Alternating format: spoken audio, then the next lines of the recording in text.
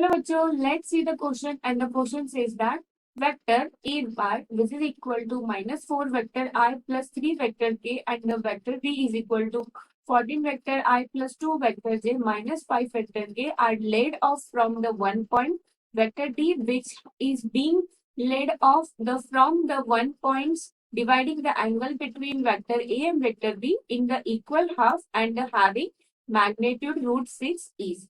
तो मतलब यहाँ पे हमको बताया गया है एक जो एंगल है, सपोज ये हो गया हमारा वेक्टर ए और यहाँ से हो गया हमारा वेक्टर बी, और हमको बताया गया है यहाँ से बीच में से हाफ में से ये एंगल ऐसे जा रहा है जो कि होगा हमारा वेक्टर डी।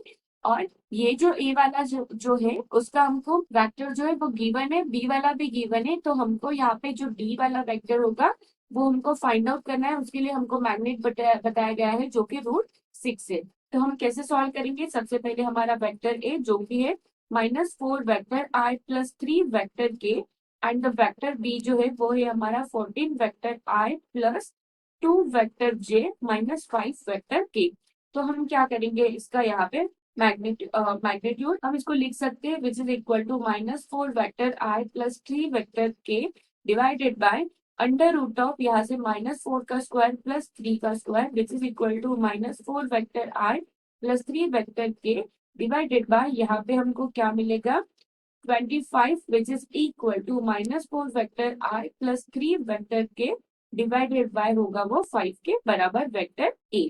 तो सिमिलरली हम बी के लिए भी फाइंड आउट करेंगे, तो वेक्टर बी जो होगा विच इज इक्वल टू लिख सकते हैं हम 14 vector I plus 2 vector J -5 vector K divided by under root of यहाँ से 14 का स्क्वायर प्लस 2 का स्क्वायर प्लस -5 का square. So which is equal to हमको यहाँ पे क्या मिलेगा 14i plus 2j -5 vector K divided by होगा अंडर रूट ऑफ 225।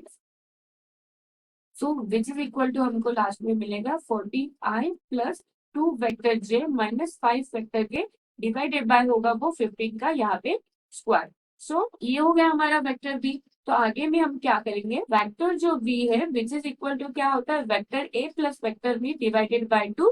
तो विच इज इक्वल टू हम क्या लिख सकते हैं यहाँ से, अभी ये जो हमने ए जो वेक्टर निकाला उसका और बी जो वेक्टर है वो उन दोनों का हमको एलसीएम लेना पड़ेगा। तो यहाँ पे हम 3 से मल्टीप्लाई करेंगे ताकि वो 15 हो जाए, तो यहाँ से भी 3 से करेंगे।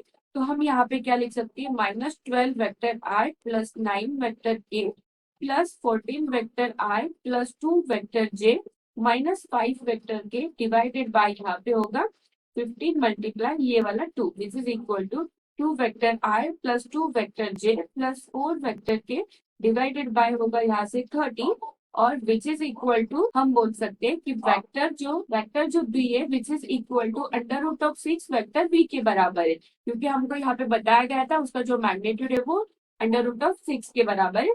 तो वेक्टर डी जो होगा वो हमको कैसे मिलेगा under root of 6 in bracket यहाँ पे वेक्टर बी हमने फाइंड आउट किया तो हम वो लिख लेंगे।